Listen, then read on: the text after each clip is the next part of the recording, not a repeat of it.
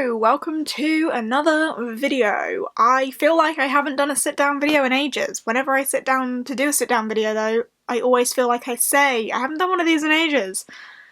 I'm just really inconsistent apparently. We're a little ways into June now. I'm actually filming this on the 9th. I'm a bit late to the game, but I need to give you my May wrap-up, and I'm not gonna lie to you, I've been putting this off just a little bit because I'm kind of dreading filming this because I read 19 books in May, which is incredibly out of character for me. If you've been subscribed to my channel for any amount of time, like 12 has always been my top. Like, I've never read more than 12 books in a month, and that's always been like when I've been really pushing for it. But no, I read 19 in May, so kind of dreading filming this because I can't remember the ones that I read earlier in the month. So this could be a total fucking mess. Sorry about that. I have my core pile spreadsheet up on my laptop to hopefully jog my memory, because some of these books that I read were ebooks as well, so I don't actually have the physical books, so I may have forgotten that I read them, and if I cannot remember much about the book, hopefully I can just take you through my core pile and we can move on. I'll take you through the stats afterwards, because the stats aren't actually accurate. We'll do that after, but yeah, 19 books. Let's kick it off. The first book that I read in the month of May was Wonderscape by Jennifer Bell. This was a NetGalley e-arc, and I was really excited to get my mitts on this. I don't normally use NetGalley, or I hadn't used NetGalley before, but I really wanted to read this book specifically, so I thought I would just have a little browse on NetGalley to see if it was there, and it was, so I requested it, not really thinking much, and was approved for it, so that was fantastic. But yeah, Wonderscape follows 3 children who are thrust into the far future to an in-reality adventure game where they have to, like, progress through the levels to meet the heroes, combat some sort of political uprising that's happening in this in-reality adventure game in order to get back home to the present day before they turn to goop. And yeah, that's pretty much that. I really enjoyed this story. It was really fun. It's comparable to Jumanji in the, like, in-adventure reality game sort of thing. But yeah, it was so action-packed and the pacing was just incredible. Like, it was very much non-stop. As soon as you are in the story, it was really difficult to put it down and take yourself out of it. So I had a real good time with that. I enjoyed it a lot. And I ended up giving that 4 stars overall. It came out an 8.57 on core pile, scoring 8s and 9s across the board, so it came out very high. I did enjoy that, and I think it actually was released early this month, so should be out now. The second book that I read in the month of May was a reread for me, and that was Spousling by Sebastian de Castell. This was such a fun time. I needed to reread this because me and Molly are planning on reading the whole series together. It will be a reread for me entirely. Molly's reading it for the first time, but I needed to reread this in order to catch up to where she was in the series. Sebastian de Castell is one of my favourite authors. I talk about him a fair bit. I love his writing style. It's very particular and definitely will not be to everyone's taste. It is very distinct. You know how sometimes with a writing style, you kind of can't tell that it's a particular author's style, it's just written? Like, if it didn't have an author attached to it, you wouldn't be able to tell who had written it. If you gave me some Sebastian de Castell writing without having Sebastian de Castell's name attached to it, his writing style is very distinct. So yeah, might not be everyone's cup of tea, but it absolutely is mine. It's very sarcastic, very witty. The narrator addresses the reader a lot throughout it to, like, explain things to you like, as he's telling you the story. I really enjoy it. This book in particular is the start of the Spellslinger series, which is a fantastic series, which follows a young mage called Kellen. And in his clan, he is the son of one of the most powerful mages, and he is just about to turn 16, which is when he should be taking his mage's trial to gain his true mage's place. Only problem is his magic has vanished. In strolls Ferius Parfax. I listened to this on audiobook and it's pronounced Ferius Parfax, not parfait. I always thought it was like a silent X sort of business. It wasn't. Ferius Parfax, with a few tricks up her sleeve to help Kellen along, and there is politics and action and intrigue and all sorts going on in this. It's fantastic. I loved it. I gave it 5 stars. Unsurprisingly. It came out at a 9.14 on Corpile with 9s and 10s across the board. After those two, we headed into the week where I broke my reading taste in May. There is a whole vlog dedicated to this week. I read 7 books in a week, which is why this number is so big. But I break my reading taste for a week, and it was inspired by the fact that I had to read The 7 Husbands of Evelyn Hugo by Taylor Jenkins Reid, and I did read The 7 Husbands of Evelyn Hugo by Taylor Jenkins Reid. I didn't love it, but I didn't hate it, and I thought I was going to hate it, so the fact that I didn't hate it took me by surprise, and therefore I enjoyed it, but didn't love it.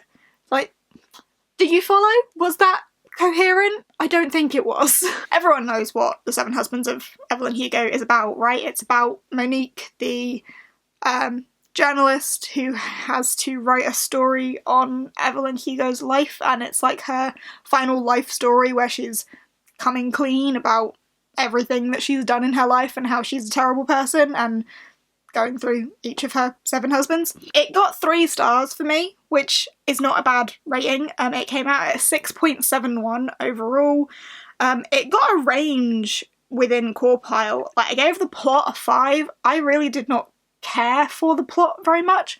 The most interesting thing about this story was Evelyn's relationship to Monique. I didn't really care too deeply about Evelyn's life story that she was actually telling Monique. I just wanted to know why Evelyn picked Monique, and I think that reveal was really good, but I just didn't care for the majority of the story, so it scored quite lowly on plot.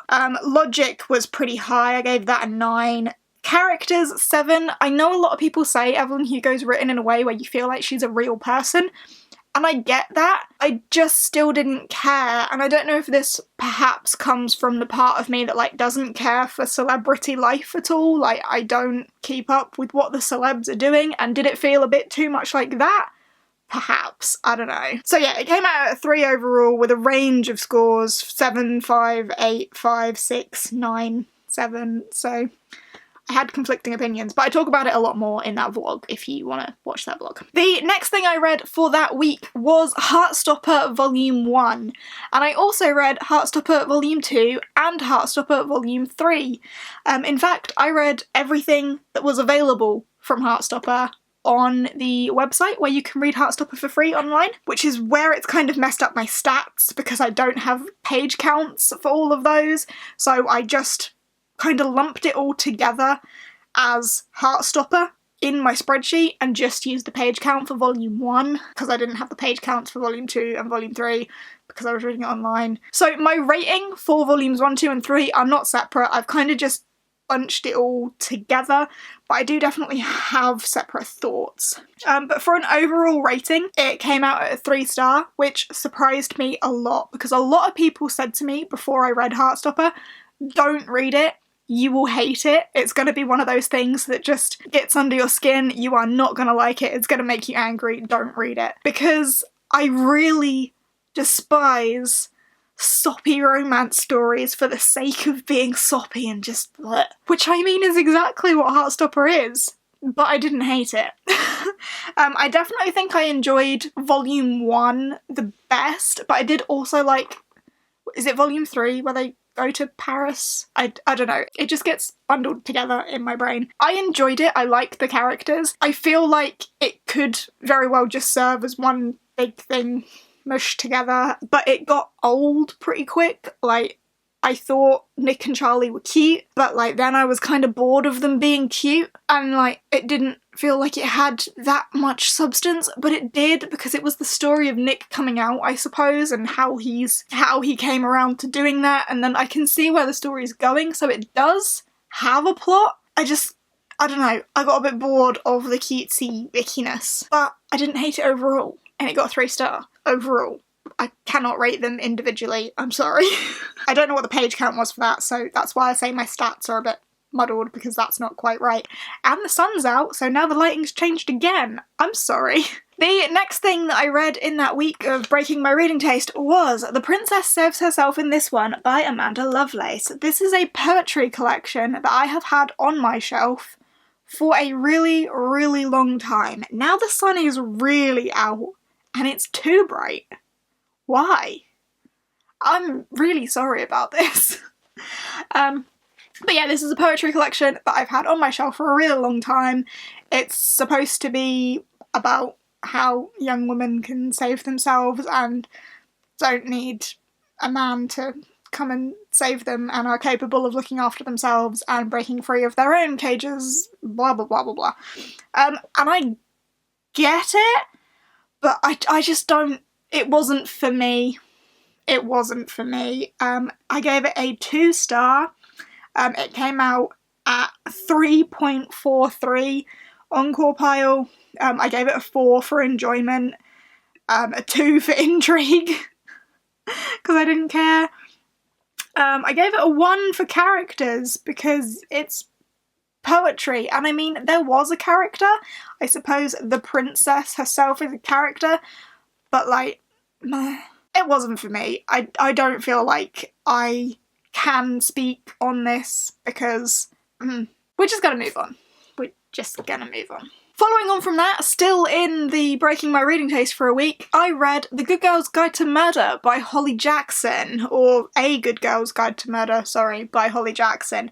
And this one really surprised me. This was a really fast-paced, intriguing read. So it follows a young girl called Pippa, who is doing an extra A-level course. I can't remember what they call it, like an EPQ or something. It's like an additional qualification that you can get at sixth form, a voluntary A-level that you can kind of do on anything that you want.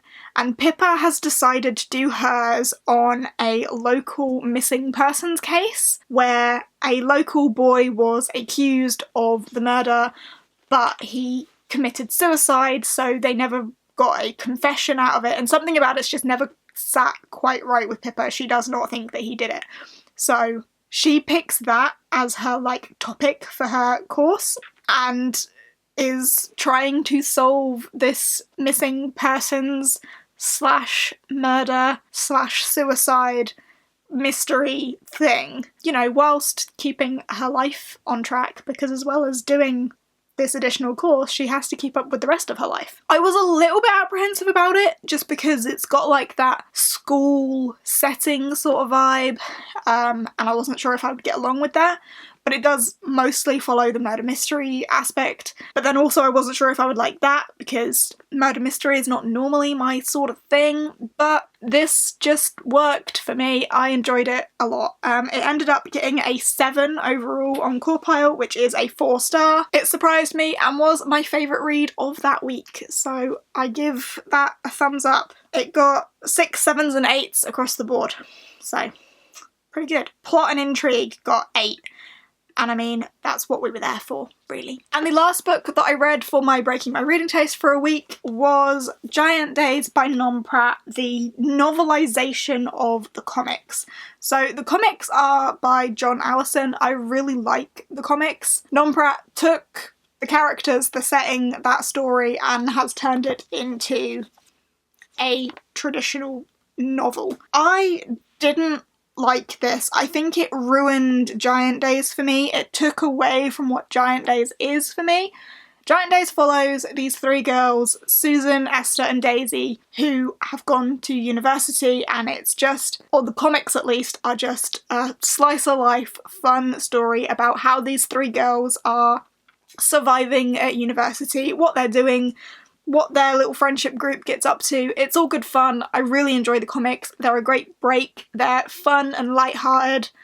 I like them a lot. This took away from that for me, and I just didn't like it anywhere near as much, and it definitely relies on the fact that you already know the characters. I think if you were to read this without having read the comics, you would not know the characters. It doesn't introduce you to them in any sort of way where you get to know them at all. It just didn't hold up, in my opinion. I ended up giving it a 2-star, but it did get a 4.43 on Corpal, so it was a decent 2-star. But yeah, just didn't hold up for me, unfortunately. Following on from that, we went into Believathon, which is hosted by Gavin. It was a middle grade readathon that he hosted for a couple of weeks in May. It was the second round, and the third round is happening in November, so keep your eyes out for that. But Believathon happened, and my first read for Believathon was The Extremely Inconvenient Adventures of Bronte Metalstone by Jacqueline Moriarty. This was such fun. This was entirely like a cover purchase for me because it's illustrated by Carl James Mountford, and I absolutely love his illustrations. And it seemed like a wacky, wild ride. This story follows Bronte, who has lived with her aunt and the butler for as long as she can remember, and she is doing perfectly fine, thank you very much, until she gets a telegram that her parents have died in a pirate attack. She's not all that fussed because she's never really known her parents, and as I say, she's been doing just fine with her aunt and the butler. But in her parents' will, they have set out some very specific instructions for Bronte to follow to give each of her aunts across the kingdom a specific gift. And if she does not follow the instructions set out in this will, very specifically, then her hometown will fall to pieces. But her aunts are not just like normal folk scattered about the place. They are an interesting bunch of characters. One of them is like a dragon tamer, one of them is a queen, one of them is a really elusive artist. Like, they're all sorts of different things scattered across the kingdoms. They all have very individual personalities. And this was such fun. I had a really good time with this. Bronte is such a, like, sassy, sarcastic little 10-year-old. I love her. Her attitude is so strong. I love it. Overall, this got a 4-star, which is a 7.43 across the boards, and it got 6s, 7s and 8s across the board. And I think the thing that stands out most for me about this is like the atmosphere across the world. Like, it's so wacky. Like, there are water sprites, there are pirates, there are dragons, there are all sorts of things. There are elves. Oh, the elves were pretty cute as well. Oh, there's so much going on, and it's such a like wild world, and I really loved that about it. And as I say, Bronte's attitude is fabulous. So yeah, I gave it 4 stars overall. I really enjoyed it, and it was a good start to Believathon. My second read for Believathon was Wildspark by Vashti Hardy. I really thought this was going to be like a new absolute favourite of mine, and unfortunately it was not quite, but it did still get an 8 overall on Corpal, which is a 4-star, and I did thoroughly enjoy it. This story follows a young girl called Prue, whose brother died about a year before this story, and in this world, like, mechanics play a very strong part.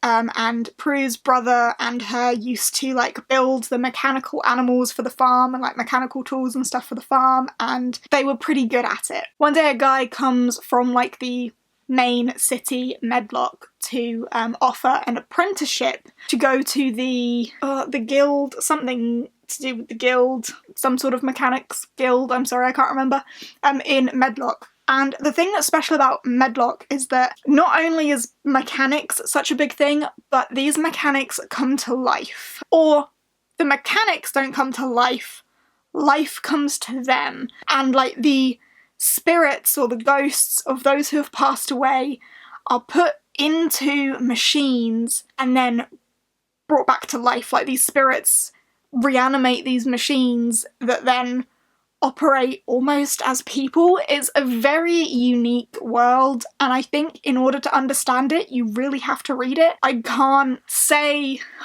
explain it. It's quite complicated, but it was really, really interesting. The world is very well thought out. I give it a lot of credit for that, but unfortunately I didn't absolutely adore it as much as I thought I would. But it was my first Vashti Hardy read, and there's a reason that she is a well-loved middle grade author. Her writing is incredible. Like, it was so easy to read, so easy to fall into. It felt so real and so emotional. I did really thoroughly enjoy it. And it got 7s, 8s and 9s across the board on Core Pile. My next read for Believathon was Brightstorm by Vashti Hardy. So I followed Vashti Hardy with more Vashti Hardy, and I adored this book. This book follows a couple of kids, Arthur and Maudie, they're twins, and their father had gone on an expedition to South Polaris, but he did not make it back. And the twins are told that their father has perished on this expedition.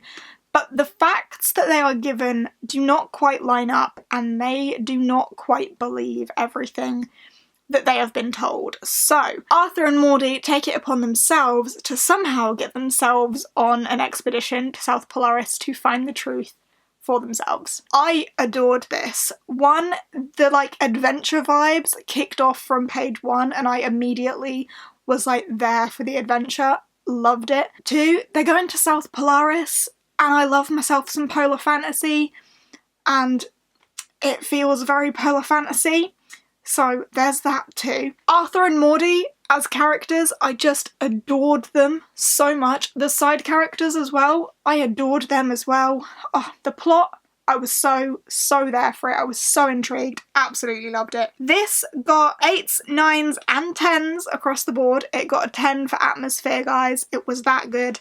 And came out at a 5-star. I loved this a whole heck of a lot. If you have not read this book, I very much encourage you to do so. I cannot wait to read the sequel. I am very excited about that. The next book I read for Believathon was Orion Lost by Alistair Chisholm. I won't talk too much about this because it was the middle grade monthly book of the month for May, so there is a whole live show about this over on Gavin's channel, so I will link that down below. You can go and check that out. We chat for a little while about this, but to summarise, I loved this. This is a middle grade sci-fi, and I have not read many, if any, middle grade sci-fis other than this one. It follows a young girl called Beth who, along with her family, is on a trip to a new planet to like start a new life. But along the way, something happens to the ship and everyone is put to sleep, but only the children wake up from this sleep and the ship is lost in space. Beth, who is only 13, is then put as captain of the ship and has to work out how to get this ship home. There's so much more to it than that. There is an artificial intelligence that they do not know if they can trust. The whole crew of the ship, like all of the kids, they're all so unique, and the way they work together as characters is fantastic. I adored this, but yeah, as I say, I won't say too much because you can check out that live show. But yeah, I gave it 5 stars. I adored it, and if you like sci-fi, read this. If you like middle grade, read this. If you only like one of those things, I still encourage you to read this. Like, if you're a fan of sci-fi but not a fan of middle grade, I still think you will enjoy this. If you're a fan of middle grade but not necessarily sci-fi, I still think you will enjoy this. I just think it's a fantastic read and you should pick it up. The last book that I then read for Believathon was Potkin and Stubbs' Ghost Catcher. This is the 3rd and final book in the Potkin and Stubbs series by Sophie Green. I absolutely adore this series. It follows a young girl called Lil Potkin who wants to be the next big reporter, and she is looking for her next scoop. And in the first book, she finds her next big scoop sitting across from her at the all-night bus station. How to describe this book? It's supernatural, full of ghosts, very noir because that is the inspiration behind it, like noir detective vibes, action-packed, good fun. Lil and Ned, like their friendship is beautiful. I love this series. It's like ghostly and creepy and like has such a like intense atmosphere. I love it a lot. I love our characters, and this ending was like so bittersweet. Like, I loved it but also hated it but loved it, and I'm so gutted that the story is over, but like, so glad that it happened. On Core Pile, this came out at an 8.57 overall, which is a 4-star, and it got 8s and 9s across the board. Next, we go into my Raidathon reads. Raidathon round 2 happened in May, so we're kind of seeing a theme as to why I read so many books here. But there is a vlog dedicated to Raidathon, which I will also link somewhere for you if you want to check that out. But my plan for Raidathon was to read this particular book, and I read it, and that is Tyrants Throne by Sebastian de Castell. It's a chunker. This is the 4th and final book in the Greatcoats series, and I've already spoken about Sebastian de Castell in this wrap-up and told you that he's one of my favourite authors and that his writing style is very specific, very distinctly him, and I adore it. So the Greatcoats series follows a trio of fallen Greatcoats. The Greatcoats were the king's magistrates, not knights. They're different to knights. Their main role is to hold up the king's law, even against the king himself if they must. But prior to the first book, the king is murdered and the Greatcoats fall, and they are scattered across the kingdom trying to fulfill their dead king's last wish. So the series follows Falcio, Kest and Brasti, who are fulfilling their king's last wish, as well as trying to bring some sort of order back to the Greatcoats, as well as getting themselves wrapped up in all sorts of political plots. And it's just wild. So wild. There is a fantasy element to this story. It's not like high fantasy. It's a smaller fantasy aspect, but it is still a fantasy book. But I love this. I love the political intrigue behind it all. Like, there are so many twists and turns in this series. Plot twists here, there, and absolutely everywhere. It seems to just never stop. And this book was no different. I do still think that the second one in the series is my favourite, but I have loved all of them, and this did get a 5-star from me, and it got 9s and 10s across the board. I love it so very much. If you have not read The Greatcoats, I very much encourage you to do so because fantastic. Then for Raidathon, because I had some time spare, I read Skyward Volume 2 by Joe Henderson. This comic takes place in a world where there is no gravity. There was gravity, and then gravity was switched off. And our main character has lived most of her life in the world with no gravity.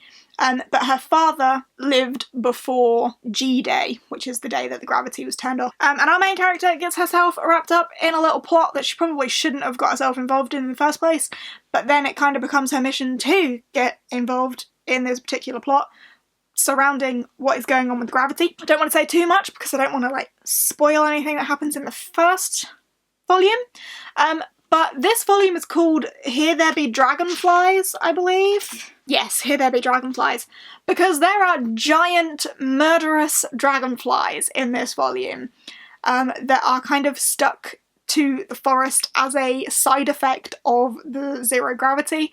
Dragonflies and all insects just grew enormous, apparently, and the dragonflies are murderous, and if there are people in the forest, the dragonflies will eat them. So that was interesting. I gave this a 3-star overall. I got a 6.14. I enjoyed it. It was fun. I just don't think I enjoyed it as much as I enjoyed the first volume, but I will definitely continue with the series because I am for sure intrigued as to what could possibly come next. Oh, energy break. Dead legs. I've already been filming for so long and we're not done.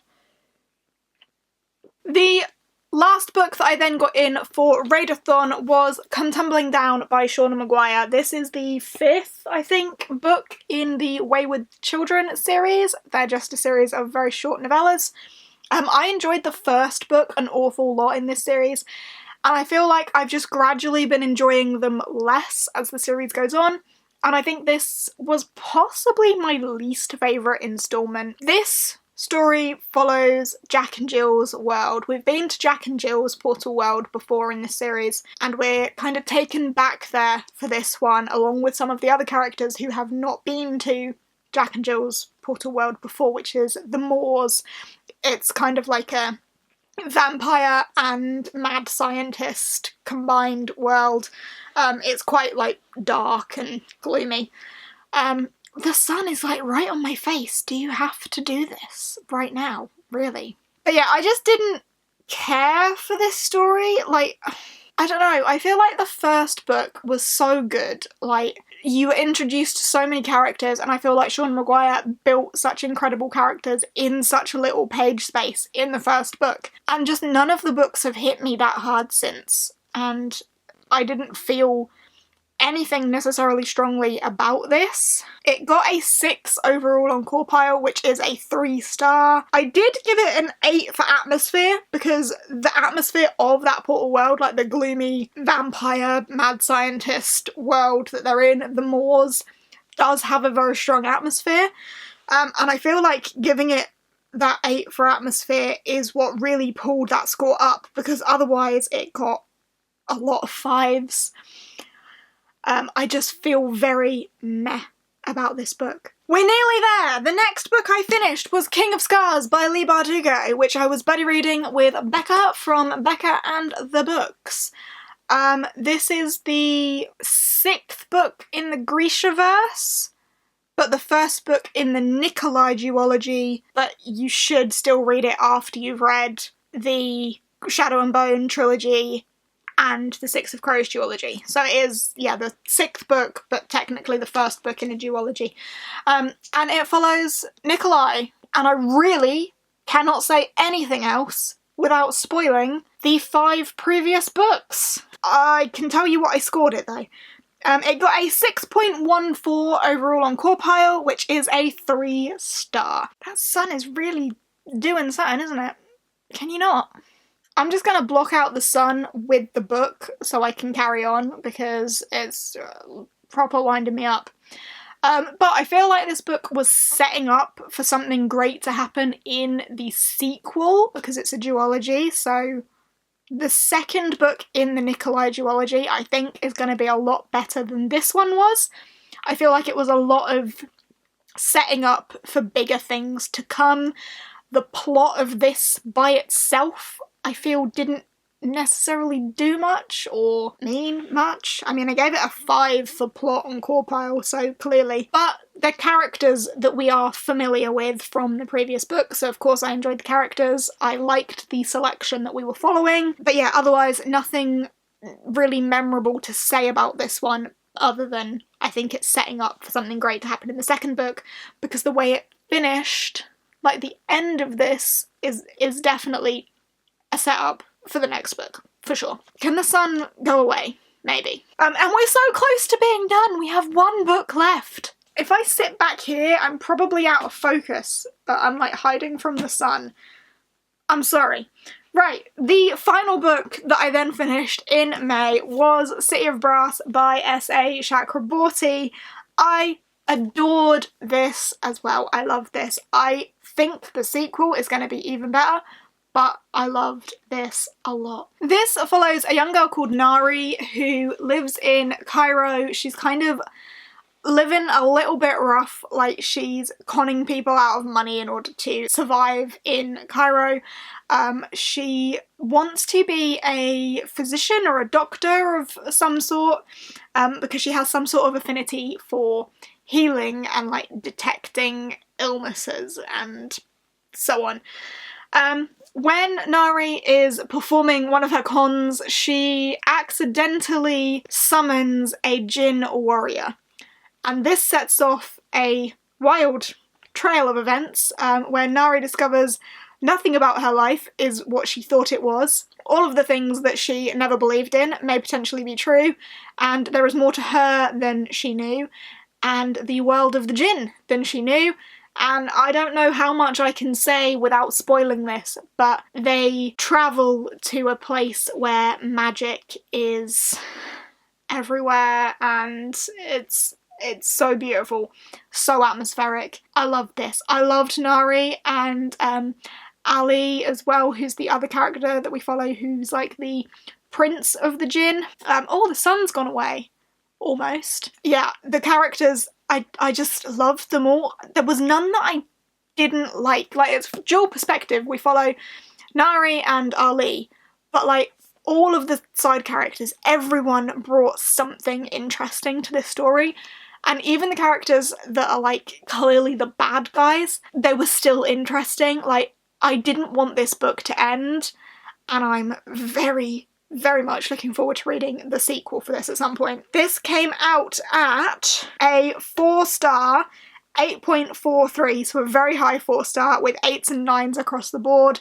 And for the first book in a trilogy, I just think the rest of this series is gonna absolutely blow my socks off, and I cannot wait to read them. This was the read rate review pick as well. We have not had the live at the point of me filming this, and I'm not entirely sure when that's going to be. It could be happening this weekend, I don't know. But there will be a live on this at some point. And there we go, there's the 19 books that I read in May. This has been an absolute pain in the arse to film. I am so sorry about the lighting. I set my light up and like it was really overcast and grey out there, and then like the sun just decided to show up. I should have shut the blinds and planned further ahead, but I didn't, so never mind. But yeah, they're the 19 books that I read overall. Oh, I can now tell you my page count, can't I? As I said, because I put Heartstopper like bundled in as one and only used the page count for volume 1, it's not actually accurate, but my sheet says 17 books because it's not including Heartstopper's volume 2 and 3. And then my overall page count was 6,210, which is the highest page count I've ever read. I was going on about how great April was because I read 12 books in April and hit nearly 4,000 pages in April, and then I shot over 6,000 pages for May, so that's really quite something. If we include the page counts for volume 2 and 3 of Heartstopper, we're probably looking at like 6,500 pages-ish, which is wild. And I think I had decent like quality reads. There were some lower ratings, especially with the week where I read things outside of my comfort zone, and with some of the more disappointing reads. But I had a fair number of 5-star reads as well, and 4 stars that I really enjoyed, so I'm really happy with both the quantity and the quality of my reading in May. I am not going to keep this pace up in June because it's the 9th and I've read one relatively small book so far. But yeah, I think I've made up for it with what I read in May. I'm going to stop rambling now because I've been chatting for a real long time. Sorry for how long this video's been. If you've made it this far, pop some like green hearts down in the comments just so I know you made it to this point, yeah? Because this is probably going to be a really fucking long video. So thanks for watching, thanks for sticking with me. If you've read any of these books and want to let me know your thoughts on them as well, drop that down below too. But thank you for watching, I hope you have enjoyed, and I'll see you in the next one. Bye!